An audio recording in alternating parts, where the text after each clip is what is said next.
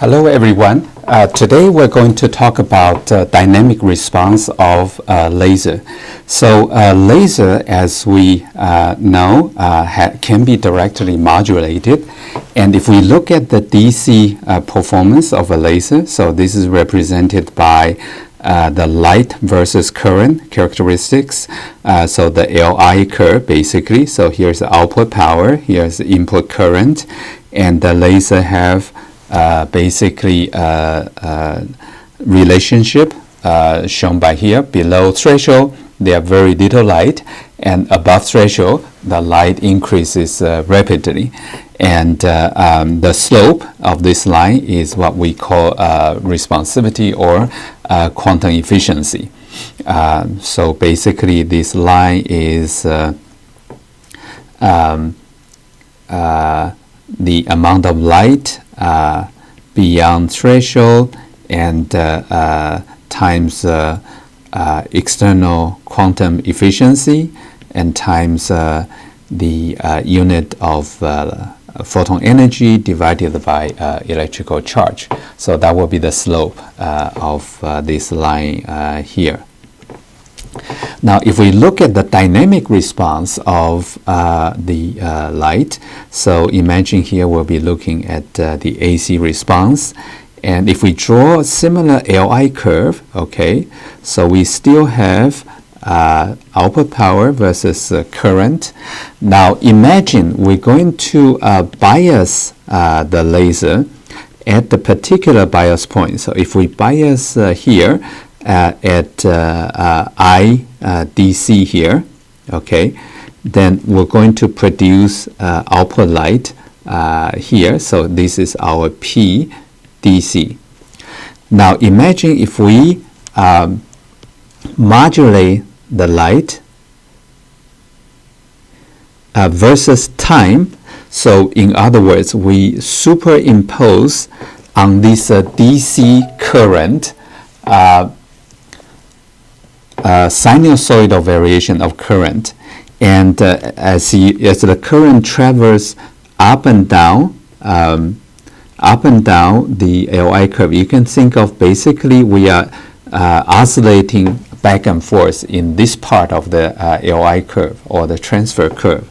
So if we plot the output light as a function of time, we will be having a DC light and will be superimposed a sinusoidal curve. So in other words, modulation in current will lead to modulation in output light. How fast would the light follow the input current variation? Well, we all know all devices will have a bandwidth limit. So today we're going to look at what determines the bandwidth of semiconductor laser. To understand that, we'll need to look at the dynamic response of semiconductor laser. The response of semiconductor laser can be understood by looking at the semiconductor laser as two reservoirs.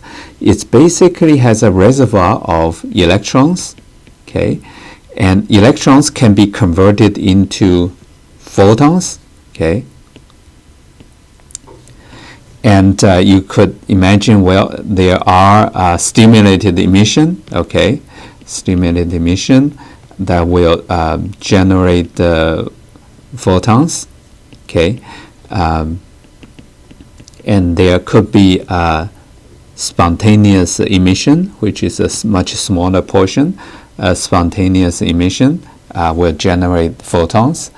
The photons could be converted back to electrons through absorption, okay. So we talk about this dynamic balance between absorption and stimulated emission. We could lose electrons through non-radiative recombination, okay. So there are electron loss through N over tau. Tau is electrical lifetime, carrier lifetime. So tau is carrier lifetime. Okay. So this is represents non-radiative recombination. So basically, these are carrier recombination. Okay, non-radiative. And light basically will produce an output power. Okay, so here will be our photon output, and this part of the light will be the output power, and part of some portion of the light will be lost to scattering. So there will be light loss basically to cavity, to scattering loss, and so on. All these are supplied by electrical current here. So basically, electrical current will supply all the electron reservoirs and indirectly produce photons. Ideally, all the current will contribute to electron reservoir. In real devices, there's always a small portion of the current that's leading to leakage current. Okay, leakage current, you can think of current that didn't go through the p-n junction, or current that bypass the active layer and go straight into the other side. So this is a leakage current. Ideally, we want to minimize this. So to understand rate equations, let's define our parameter here. So you can think in terms of basically a double hetero structure. So we'll be talking about electron concentration. So electron concentration, this will be N times V. So we define N as electron concentration, or really it's electron and hole concentration. They are equal. So we call this carrier concentration. Okay, and they have a unit of inverse centimeter cube. The electron active volume, they have volume V. So V is, for example, the volume of the double hetero structure small band gap material. So these are active volume. And then we define S as a photon concentration or photon density. Let's see, photon density. Again, it is also inverse centimeter cube.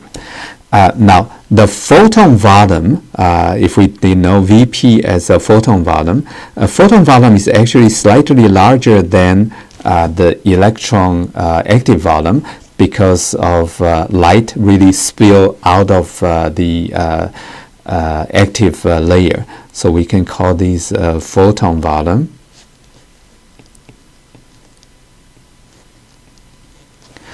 And gamma is basically the confinement factor. So think in terms of double hetero structure. This is cladding layer. This is active layer or core layer of the waveguide. This is cladding layer. And the mode profile, something like this. And the fractional overlap area of the E square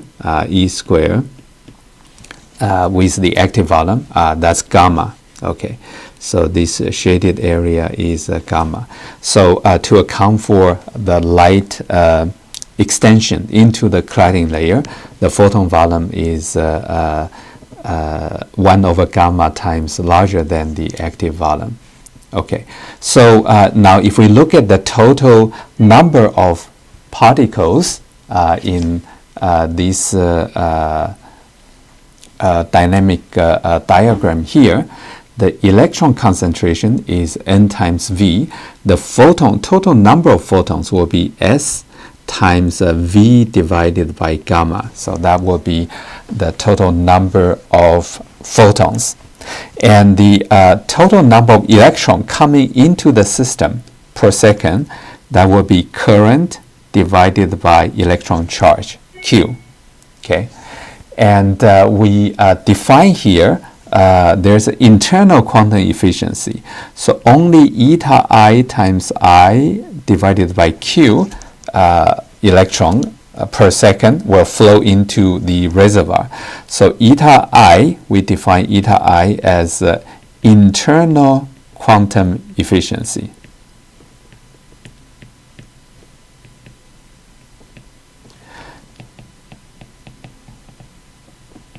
Okay, and the leakage is therefore 1 minus eta I times I divided by Q. To give you some idea of this leakage current, for example, if you have a double heterostructure that has a very narrow active region, so if this side is N, this side is P, the electrons, ideally you want the electron to fall into the narrow bandgap area, and holes to be going into the double heterostructure as well. But there's always a small portion of electron, basically they just overshoot to the other side and recombine with holes on the other side, does not generate a photon. So this is what we say, this is 1 minus eta I